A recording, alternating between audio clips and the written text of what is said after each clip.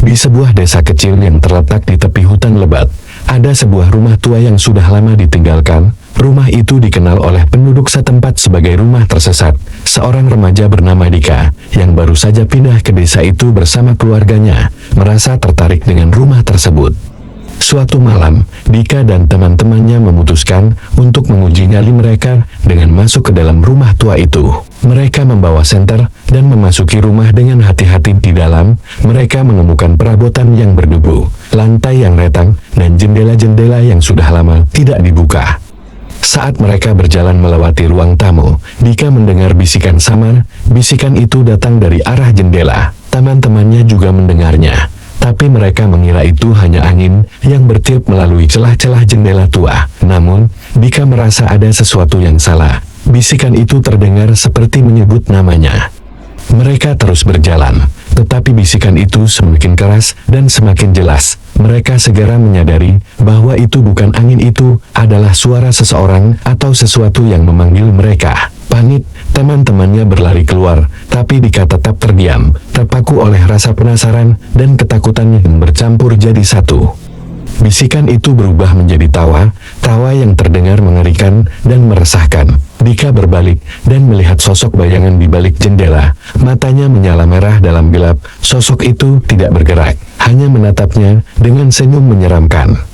Ketakutan menguasai Dika, dan dia pun berlari keluar dari rumah itu. Namun, bisikan itu terus terdengar di telinganya, bahkan setelah dia keluar. Setiap malam sejak saat itu, Dika mendengar bisikan yang sama, seolah-olah rumah tua itu memanggilnya untuk kembali. Desa mulai berbicara tentang bisikan di balik jendela, legenda baru yang menakutkan. Dika dan keluarganya akhirnya memutuskan untuk pindah lagi. Namun bisikan itu terus mengikutinya, tak peduli sejauh apapun dia pergi. Kini, Dika tahu bahwa rumah itu bukan sekadar rumah tua, itu adalah perangkap bagi siapapun yang mendekat. Dika dan keluarganya pindah ke kota lain, berharap bisa menghindari suara-suara misterius yang terus mengikutinya sejak malam di rumah tua itu. Namun, bisikan-bisikan itu tidak kunjung hilang. Setiap malam, tepat pukul 3 pagi, Dika mendengar suara yang sama, semakin jelas, seakan ada seseorang di balik jendela kamar tidurnya.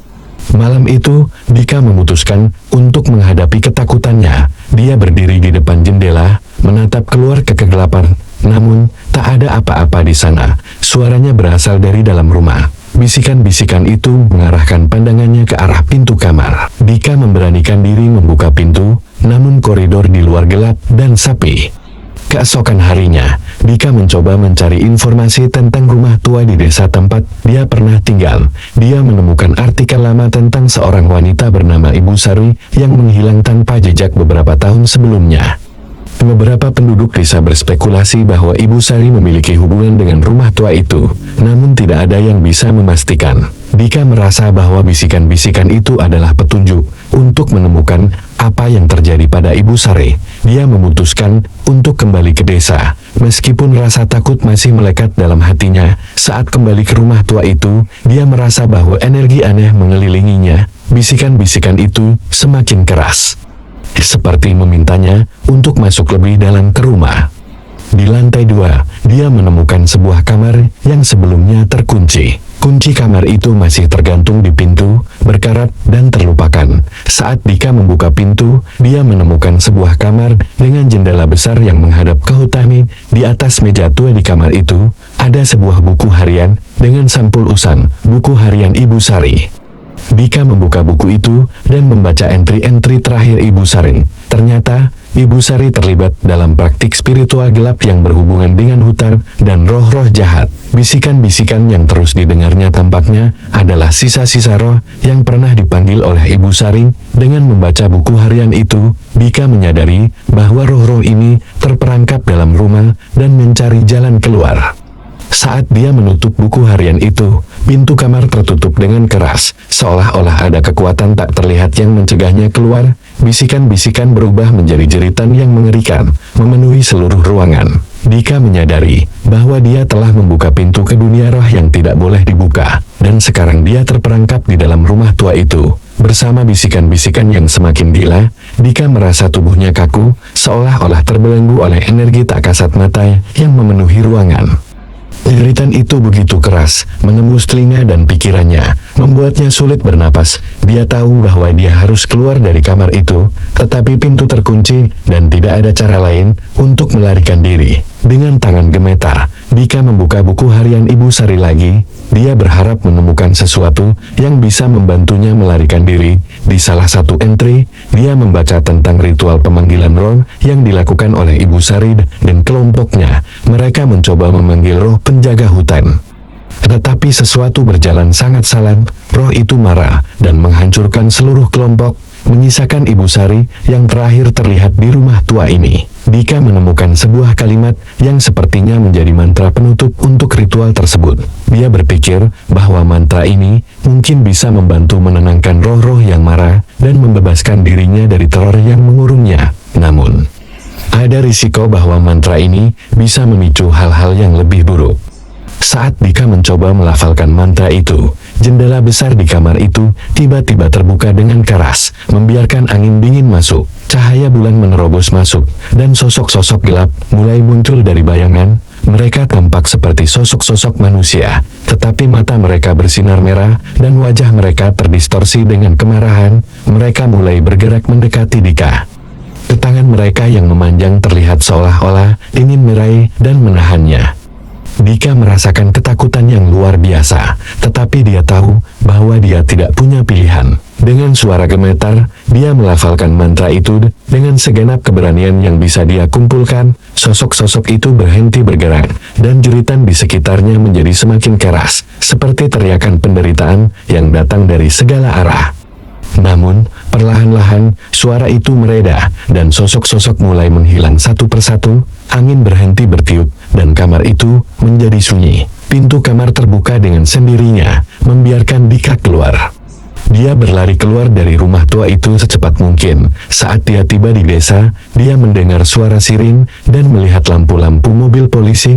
Orang-orang berkumpul di sekitar rumah tua, bingung dan ketakutan. Rupanya, jeritan yang terjadi di rumah itu terdengar sampai ke desa, memicu kekhawatiran di kalangan penduduk. Polisi menyelidiki rumah tua itu, tetapi tidak menemukan apapun kecuali buku harian Ibu Sari yang tergeletak di lantai kamar atas. Namun, bagi Dika, pengalaman itu tidak akan pernah bisa dilupakan. Dia tahu bahwa dia telah melihat sisi lain dari dunia ini, sisi yang tidak seharusnya disentuh oleh manusia. Setiap malam, saat dia mendengar angin bertiup di luar jendelanya, dia ingat akan rumah tua itu dan bisikan-bisikan yang mengikuti. Dia tahu bahwa dia tidak bisa kembali lagi, karena ada sesuatu di rumah itu yang tidak boleh terbangun lagi. Meski Dika telah berhasil keluar dari rumah tua itu, trauma akibat pertemuannya dengan roh-roh yang marah masih terus menghantuinya setiap malam. Saat angin bertiup atau ranting pohon bergesekan, dia merasa seolah-olah bisikan itu kembali. Orang tuanya khawatir dengan kondisi mentalnya, membawanya ke berbagai terapis dan dokter, tetapi tidak ada yang bisa menjelaskan gejala-gejalanya. Suatu malam, Dika terbangun oleh suara yang sangat familiar. Bisikan itu kembali, lebih jelas dari sebelumnya, seakan-akan datang dari dalam kamar tidurnya. Dia melompat dari tempat tidur dan menyalakan lampu, tetapi tidak ada siapapun di sana. Rasa takut mulai menguasai dirinya lagi. Bagaimana mungkin bisikan itu mengikutinya sampai ke kota lain?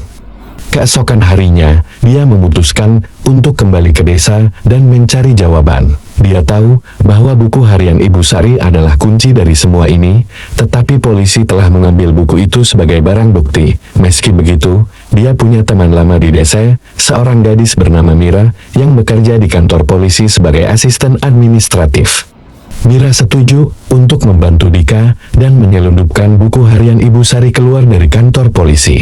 Bersama-sama, mereka membaca setiap halaman, mencoba memahami lebih banyak tentang ritual dan roh yang marah itu. Di salah satu entry terakhir, mereka menemukan sesuatu yang mengerikan, catatan tentang sebuah jimat yang digunakan untuk mengurung roh-roh itu dalam rumah tua tersebut. Jimat itu hilang sejak Ibu Sari menghilang. Dika dan Mira tahu bahwa mereka harus menemukan jimat itu untuk mengakhiri teror yang mengikutinya. Mereka kembali ke rumah tua, kali ini dengan rencana yang matang dan perlengkapan untuk menjelajahi tempat itu lebih dalam. Saat mereka memasuki rumah, suasana terasa jauh lebih gelap dan berat daripada sebelumnya, seolah-olah roh-roh itu tahu bahwa Dika telah kembali. Di ruang bawah tanah, mereka menemukan sebuah peti tua yang terkunci. Dengan bantuan linggis, mereka berhasil membuka peti itu dan menemukan jimat yang dimaksud dalam buku harian. Jimat itu berbentuk kecil, terbuat dari batu hitam dengan ukiran-ukiran aneh di permukaannya. Dika merasakan energi kuat yang keluar dari jimat itu, seperti hawa panas yang tidak kasat mata. Namun, saat mereka mengambil jimat itu, rumah tua mulai bergetar, seolah-olah seluruh bangunan itu hidup dan marah. Bisikan-bisikan berubah menjadi jeritan-jeritan mengerikan, dan dinding-dinding rumah mulai retak. Mereka tahu bahwa mereka harus keluar sebelum semuanya runtuh. Saat mereka berlari keluar, rumah tua itu benar-benar runtuh, menghasilkan suara yang begitu keras, sehingga membuat telinga berdengung, debu, dan asap memenuhi udara, menutupi sisa-sisa rumah tersebut.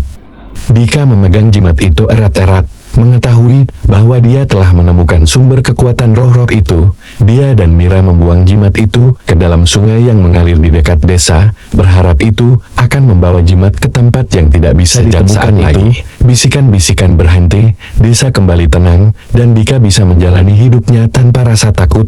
Namun, dia tahu bahwa roh-roh itu telah terbangun, dan ada kemungkinan mereka akan mencari jalan untuk kembali. Bagi Dika, pelajaran paling penting adalah untuk tidak pernah membuka pintu yang tidak boleh dibuka, dan untuk menghormati hal-hal yang tidak sepenuhnya bisa dipahami. Meskipun desa itu kembali tenang setelah insiden runtuhnya rumah tua dan jimat dibuang ke sungai, Dika tetap merasa cemas. Mimpi buruknya tak kunjung berhenti, dan setiap kali dia terbangun di tengah malam, dia merasa seolah ada sesuatu yang mengawasinya. Meskipun dia mencoba meyakinkan dirinya bahwa jimat sudah hilang dan roh-roh tidak lagi memiliki kekuatan, rasa takut itu masih membayang. Suatu malam, ketika Dika sedang berbaring di tempat tidurnya, dia mendengar suara ketukan lembut di jendela. Ketukan itu perlahan berubah menjadi suara gemericik, seperti hujan turun di kacang. Dia mencoba mengabaikannya, namun suara itu terus berlanjut. Dika bangkit dan membuka tirai. Namun tidak ada siapapun, di luar hanya kegelapan malam dan bayangan pohon yang bergoyang tertiup angin. Pagi harinya, dia memutuskan untuk mengunjungi Mira, sahabatnya yang telah membantunya saat di rumah tua. Mira juga mengalami ketakutan yang serupa. Dia juga mendengar suara ketukan dan bisikan di jendelanya. Mereka berdua mencoba menganalisis apa yang terjadi, tapi tidak menemukan jawaban. Apakah mungkin roh-roh itu memiliki sumber energi lain selain jimat? Beberapa hari kemudian, seorang penduduk desa menemukan sesuatu yang mengerikan di tepi sungai. Itu adalah potongan jimat yang telah hancur entah. Karena apa? Tampaknya jimat itu tidak benar-benar lenyap, dan energinya mungkin telah menyebar ke tempat lain. Dika dan Mira menyadari bahwa roh-roh itu mungkin mencoba membangun kembali kekuatannya melalui pecahan jimat ini. Keduanya berusaha mengumpulkan pecahan jimat yang berserakan di sepanjang sungai. Mereka tahu bahwa jika mereka bisa menyatukan pecahan itu kembali, mereka mungkin bisa mengembalikannya ke tempat asalnya dan menghentikan kekacauan yang telah dimulai. Namun, tugas ini tidak mudah, karena pecahan-pecahan itu telah tersebar dan beberapa bahkan mungkin sudah diambil oleh orang-orang yang tidak menyadari bahayanya. Setelah berminggu-minggu mencari, mereka berhasil mengumpulkan sebagian besar pecahan jimat. Namun, ada satu potongan yang masih hilang, dan itu adalah bagian yang paling penting, inti dari kekuatan jimat. Tanpa potongan itu, jimat tidak bisa dipulihkan sepenuhnya, dan roh-roh akan terus mencari cara untuk mendapatkan kembali kekuatan mereka. Suatu malam, Dika mendapat firasat tentang di mana potongan terakhir itu mungkin berada. Dia merasa terdorong untuk kembali ke reruntuhan rumah tua. Meskipun berbahaya, dia tidak punya pilihan lain. Dia pergi sendirian, membawa senter dan peralatan lainnya. Saat tiba di reruntuhan, dia merasakan energi yang gelap dan menyesakan.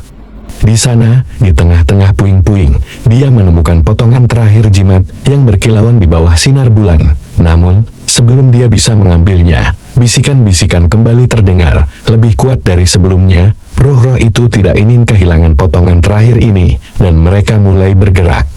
Bayangan-bayangan menggelap di sekitar Dika. Dalam detik-detik terakhir, Dika meraih potongan jimat dan melafalkan mantra dari buku harian Ibu Sari, berharap ini akan menghentikan roh-roh itu. Dia merasakan gelombang energi yang kuat dan cahaya yang menerangi seluruh area reruntuhan. Ketika cahaya itu memudar, suara bisikan pun menghilang. Dan Dika tahu bahwa dia telah berhasil menenangkan roh-roh itu. Setelah itu, desa benar-benar kembali tenang. Meski mereka berhasil mengakhiri teror ini, pengalaman itu mengajarkan mereka bahwa ada batasan-batasan yang tidak boleh dilanggar, dan bahwa beberapa rahasia sebaiknya tetap tersembunyi. Beberapa bulan setelah Dika dan Mira berhasil mengubur jimat dan mengakhiri teror yang mengganggu desa, semuanya tampak normal, namun Dika tidak pernah benar-benar merasa damai. Setiap kali dia berjalan di sekitar desa, dia mendapati orang-orang menatapnya dengan tatapan aneh, seolah-olah mereka tahu sesuatu yang dia tidak tahu. Meskipun bisikan dan suara ketukan di jendela berhenti, perasaan waspada selalu ada. Suatu hari, Dika menerima surat tanpa alamat pengirim. Isinya adalah sepucuk catatan dengan tulisan tangan yang mengingatkan Dika untuk berhati-hati dengan bayangan di malam hari. Dika tidak tahu siapa yang mengirimkan surat itu, tetapi perasaan takut mulai merambat lagi. Apakah roh-roh itu masih hidup, atau ada sesuatu yang lebih besar yang sedang merencanakan sesuatu? Dika memutuskan untuk menghubungi Mira, tetapi ketika dia tiba di rumah Mira, tidak ada yang menjawab. Dia mengetuk pintu berkali-kali, tetapi tidak ada respons. Ketika Dika bertanya kepada tetangga, mereka mengatakan bahwa Mira dan keluarganya telah pergi, pindah ke tempat lain, tanpa memberitahu siapapun. Ini tidak seperti Mira, yang biasanya selalu memberitahu Dika apapun yang terjadi. Khawatir, Dika kembali ke tempat di mana dia mengubur jimat bersama Mira. Ketika dia sampai di sana, dia menemukan tanah yang sudah tergali, dan jimat yang tadinya terkubur kini hilang. Sesuatu atau seseorang telah menggali dan mengambil jimat itu. Ketakutan terbesar Dika menjadi kenyataan jimat itu sekarang berada di tangan yang salah.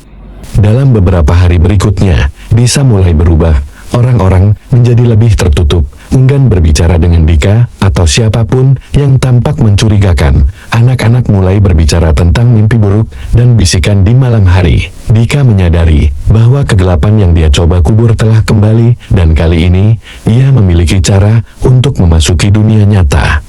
Tidak lama kemudian, desas-desus mulai beredar tentang sosok bayangan yang terlihat berkeliaran di desa. Saat malam tiba, beberapa penduduk melaporkan mendengar bisikan yang sama yang Dika pernah dengar, dan bahkan melihat mata merah yang menatap dari dalam kegelapan. Desa mulai dipenuhi rasa takut, dan banyak yang memutuskan untuk meninggalkan tempat itu. Dika tahu bahwa dia tidak bisa lari dari masalah ini. Dia harus menghadapi roh-roh yang bangkit lagi dan mencari tahu siapa atau apa yang berada di balik semua ini. Dia kembali ke rumah tua yang kini hancur, berharap menemukan petunjuk. Saat dia menyusuri reruntuhan, dia menemukan bekas-bekas ritual baru, jejak lilin yang terbakar, tanda-tanda lingkaran yang digambar di tanah, dan sisa-sisa abu.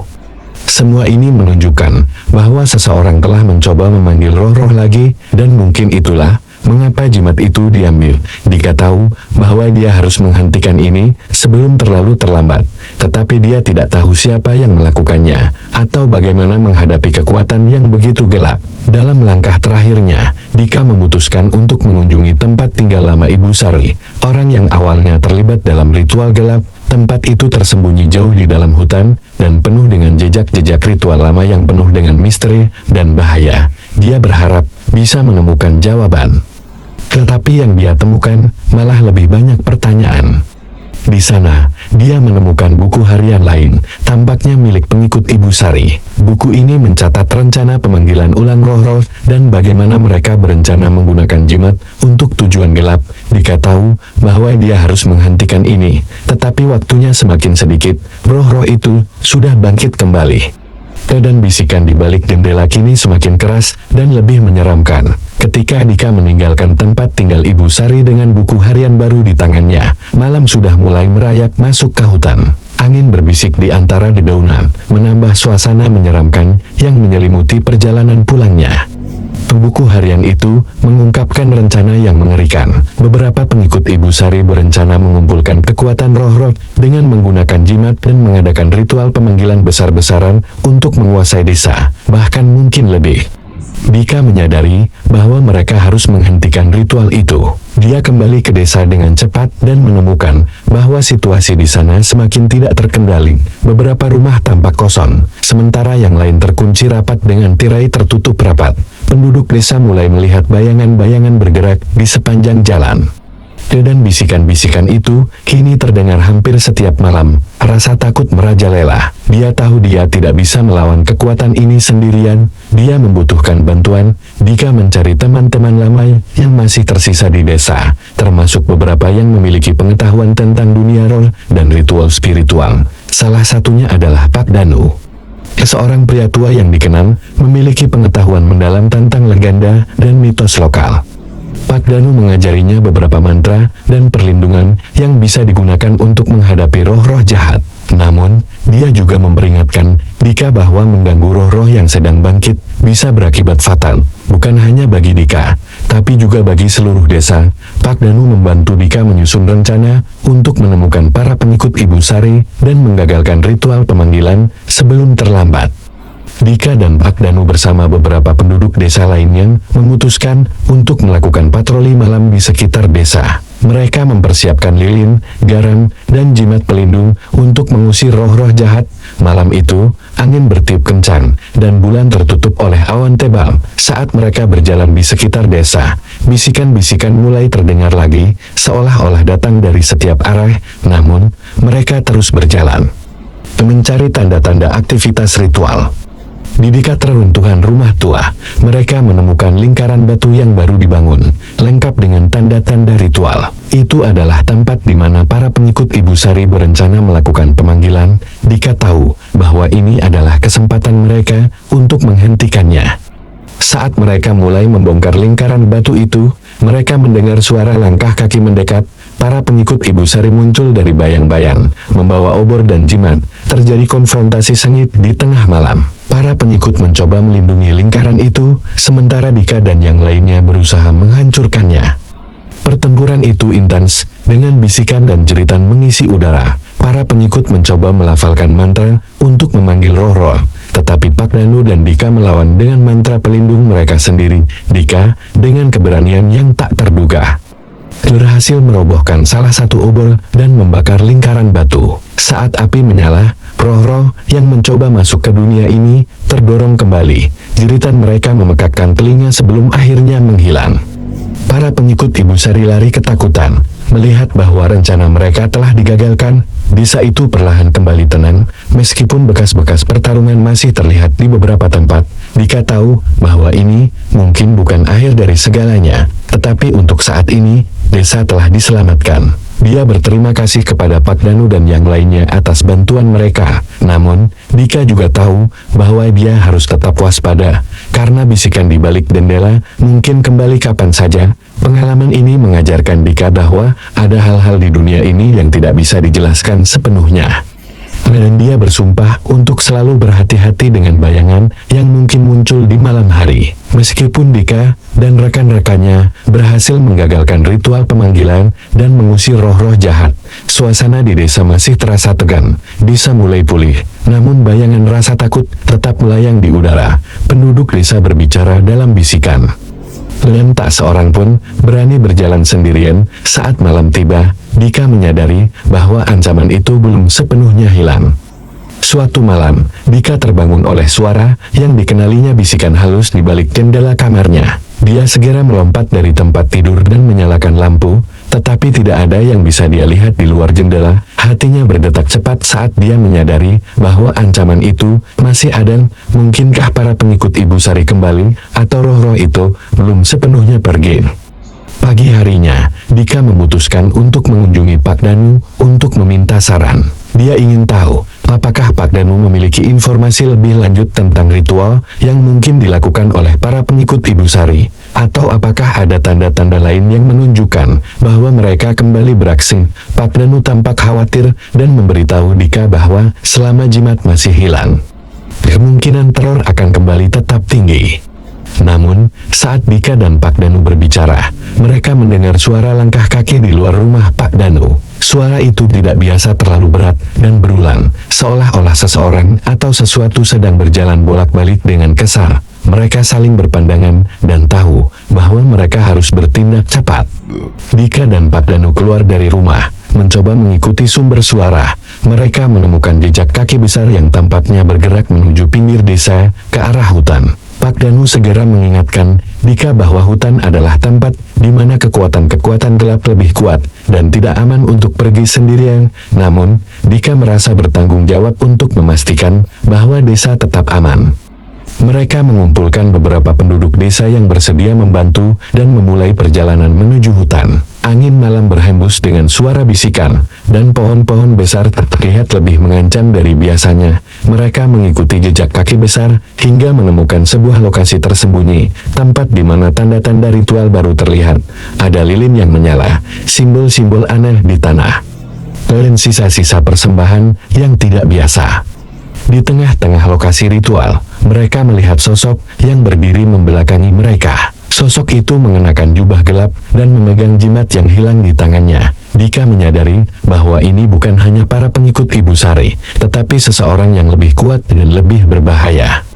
Pak Danu mencoba melafalkan mantra perlindungan, tetapi sosok berjubah itu berbalik dan mengeluarkan suara yang menggelegar, memadamkan lilin dan menimbulkan gelombang tekanan yang membuat semua orang terjatuh. Ini adalah kekuatan yang berbeda dari sebelumnya, lebih intens dan lebih mematikan. Dika tahu bahwa mereka berhadapan dengan roh yang sangat kuat, mungkin roh yang dikurung oleh Ibu Sari bertahun-tahun lalu. Dika, dengan sisa-sisa keberanian yang dia miliki, berdiri dan menghadapi sosok itu. Dia ingat mantra yang digunakan Ibu Sari untuk mengurung roh-roh dalam rumah tua, dan dia mencoba melafalkannya. Namun, roh itu begitu kuat, sehingga mantra itu tidak memiliki pengaruh. Pak Danu mencoba membantu, tetapi tekanan dari kekuatan roh itu begitu kuat, sehingga dia hampir tidak bisa berbicara. Saat Dika mencoba mencari cara untuk melawan, sosok berjubah itu maju ke arahnya. Matanya bersinar merah dalam gelap. Dika merasa seolah-olah roh itu mencoba memasuki pikirannya, membuatnya merasakan ketakutan paling dalam. Tetapi dia tidak bisa menyerang. Dia tahu bahwa jika roh ini berhasil, desa, dan mungkin lebih banyak lagi, akan berada dalam bahaya besar. Dia harus menemukan cara untuk menghentikannya. Meskipun dia tidak tahu apakah dia akan berhasil. Ketika sosok berjubah maju dengan mata merah menyala, Dika merasa tekanan luar biasa dalam pikirannya, seolah-olah ada kekuatan tak terlihat yang menekan seluruh tubuhnya. Suara bisikan berubah menjadi raungan mengerikan, dan hutan di sekitarnya terasa hidup dengan energi gelap. Pak Danu dan penduduk desa lainnya mencoba melafalkan mantra perlindungan, tetapi suara mereka tenggelam dalam kekacauan. Dika mencoba bertahan, mengingat pelajaran dari buku harian Ibu Sari yang dia temukan. Mantra yang dia ingat mungkin tidak cukup kuat untuk mengusir roh ini, tetapi ada bagian lain dalam buku harian yang menyebutkan titik lemah roh sumber kekuatan yang jika dihancurkan, bisa melemahkan roh sepenuhnya. Dika tahu bahwa jimat yang dipegang oleh sosok berjubah itu adalah kunci. Jika dia bisa menghancurkannya, dia mungkin bisa menghentikan roh itu. Namun, mendekati sosok berjubah itu tidak mudah. Setiap langkah yang dia coba ambil terasa berat, dan roh itu tampaknya bisa membaca pikirannya. Setiap kali dia mendekat, tekanan meningkat, membuatnya sulit bernapas dan berpikir. Dika tahu dia membutuhkan bantuan. Tetapi para penduduk desa sudah tergeletak, tertekan oleh energi gelap. Di saat-saat paling putus asa, Dika ingat sebuah mantra perlindungan yang diajarkan Pak Danu. Mantra ini adalah semacam perisai yang bisa melindungi dari energi negatif. Dengan segala upaya, Dika melafalkan mantra itu sambil memegang jimat pelindung kecil yang dia bawa dari rumah Pak Danu. Perlahan, tekanan di sekelilingnya mulai berkurang dan dia bisa bergerak lebih bebas. Saat dia mendekati sosok berjubah, roh itu meraung dengan marah, mencoba memecah konsentrasi Dika. Angin berhembus dengan kuat, dan dahan-dahan pohon mulai pecah dan jatuh ke tanah. Tapi Dika terus maju, melafalkan mantra perlindungan sambil berusaha meraih jimat yang dipegang sosok itu. Ketika Dika hampir mencapai jimat, roh itu mengeluarkan gelombang energi yang membuat tanah bergetar. Dika hampir terjatuh, Tetapi dia berhasil meraih jimat dan menariknya dari tangan sosok berjubah. Seketika, raungan itu berubah menjadi jeritan rasa sakit, dan energi gelap di sekitarnya mulai meredah. Dengan kekuatan terakhirnya, Dika melemparkan jimat ke tanah dan menghancurkannya dengan batu besar. Ketika jimat itu pecah, sosok berjubah itu meledak menjadi awan hitam yang terdispersi oleh angin. Jeritan roh itu menghilang, dan hutan menjadi sunyi kembali. Pak Danu dan penduduk desa mulai bangkit, bingung dengan apa yang baru saja terjadi. Mereka melihat Dika berdiri di tengah-tengah reruntuhan jimat. Kelelahan tetapi masih berdiri teguh, desa itu telah diselamatkan, setidaknya untuk saat ini. Dalam beberapa hari berikutnya, penduduk desa mulai kembali normal, tetapi mereka tahu bahwa ancaman itu selalu ada, tersembunyi dalam bayang-bayang. Pak Danu dan Dika memastikan bahwa semua tanda-tanda ritual di hutan dihapus dan semua barang berbahaya dikubur dalam-dalam di tempat di mana tak seorang pun bisa menemukannya. Dika tahu bahwa ini mungkin bukan akhir dari semua ketakutan dan bisikan, namun dia telah belajar bahwa keberanian bisa mengalahkan kegelapan, dan dia bertekad untuk menjaga desanya tetap aman. Tidak peduli apapun yang terjadi, bisikan di balik jendela mungkin telah berhenti. Tetapi ingatan tentang kegelapan itu akan selalu ada, mengingatkan semua orang untuk tidak pernah bermain-main dengan kekuatan yang tidak bisa mereka pahami sepenuhnya.